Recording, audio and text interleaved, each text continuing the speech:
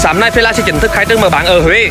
Và bây giờ hãy cùng mình đi vào xem không gian và menu của quán. Fela nằm tại địa chỉ số 30 đường Lê Lợi, phường Thuận Hóa, thành phố Huế. Ở đây là góc ngồi ngoài của quán. Fela và Catenat là chung một chủ, nhưng mình thấy giá menu đồ uống của Fela là đắt hơn. Giá trên menu là từ 39 cho tới là 140 ngàn. Còn về bánh ngọt là sẽ có giá là 45 ngàn. Các bạn hãy tải app Fela Specialty Tea and Coffee để order thức uống ngay ở trên app. Có hai cách để mà nhận hàng. Một là các bạn sẽ lên quầy để mà tự nhận lấy. Hai là sẽ có shipper từ đơn vị vận chuyển Ahamu giao về tận nơi. Mình thấy tên size của ly nước rất là độc lạ. Size nhỏ là tên phê, còn size to là tên la. Hôm nay mình sẽ order ly ô long sữa size phê. Khi order lấy nước xong các bạn sẽ có hai miếng giấy ở bên dưới. Sáng nay 18 giờ thôi mà khách vô order là cả một giày luôn. Bây giờ mình sẽ mời các bạn xem không gian bên trong của quán như thế nào nha.